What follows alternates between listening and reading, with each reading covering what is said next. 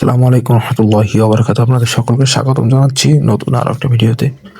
শরীফ ওসমান হাদি আর নেই, ইন্না লিল্লাহি ওয়া ইন্না ইলাইহি রাজিউন।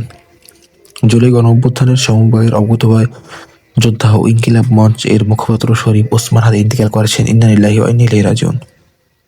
বৃহস্পতিবার 18 ডিসেম্বর রাত 8:45টার দিকে ইনকিলাব মঞ্চের ফেসবুক পেজে বিষয়টি নিশ্চিত করা হয়। তিনি ঢাকা 8 আসনের সম্ভাব্য স্বতন্ত্র প্রার্থী ছিলেন। পেজে দেওয়া এক পোস্টে বলা হয়, ভারত বিরোধী আধিপত্যবাদের মোকাবিলায় মহান বিপ্লবী ওসমান হাদিকে আল্লাহ শহীদ হিসেবে কবুল করেছেন। এর আগে শুক্রবার 12 ডিসেম্বর দুপুর আনুমানিক 2:30টার দিকে রাজধানীর পুরানা পল্টনের বক্স কালভার্ট রোড এলাকায় ব্যাটারি চালিত রিকশায় থাকা অবস্থায় শহীদ ওসমান হাদির ওপর গুলি চালায় মোটরসাইকেল আরোহী দুর্বৃত্তরা।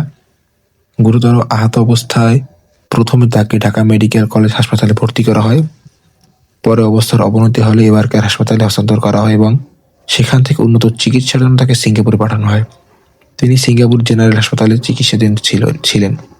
আইনশৃঙ্খলা বাহিনীর তদন্তে জানা গিয়েছে, হামলার আগে কয়েক মাস ধরে হাদি নিয়মিত চলাচল ও বাসা ও অফিসের রুট এবং নিরাপত্তা ব্যবস্থার ওপর নজরদারি চালানো হচ্ছিল। দীর্ঘ পরিকল্পনা নেপথ্যে কারা জড়িত এবং কার স্বার্থে হামলা তা খতিয়ে দেখছে গোয়েন্দারা। তদন্তে আরও উঠে এসেছে, গুলিবর্ষণের পর সাবেক ছাত্রলীগ নেতা ফয়সাল করিম মাসুদ ওরফে দাউদ খান ওরফে রাহুল আগারগাঁওয়ের তার বোনের বাসায় আশ্রয় নেন। পরে শুটার ফয়সাল ও মোটরসাইকেল চালক আলমগীর শেখ এলাকা ছেড়ে পালিয়ে যান। গোয়েন্দা সূত্রের দাবি, তারা বর্তমানে প্রতিবেশী দেশে অবস্থান করছেন। র্যাব ও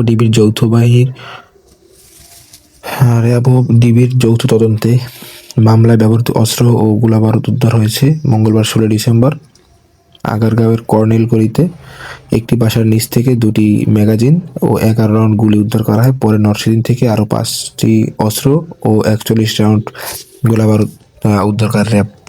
এই ঘটনায় পল্টন থানায় হত্যাচেষ্টা মামলা করেন ইনকিলাব মঞ্চের সদস্য সচিব আব্দুল আল জাবের। মামলাটি তদন্ত করছে ডিএমপির গোয়েন্দা বিভাগ ডিবির যুগ্ম কমিশনার মোহাম্মদ নাসিরুল ইসলাম জানান, গ্রেপ্তারদের জিজ্ঞাসাবাদ চলছে। কার কি ভূমিকা ছিল এবং নেপথ্যে কারা জড়িত সব দিক খতিয়ে দেখা হচ্ছে। এ পর্যায়ে র্যাব ও পুলিশ যৌথভাবে 9 জনকে গ্রেপ্তার করেছে। বিভিন্ন মেয়াদে তাদের রিমান্ডে নেওয়া হচ্ছে, তদন্ত চলমান। এই ছিল দর্শক এখন পর্যন্ত পাওয়া আপডেট।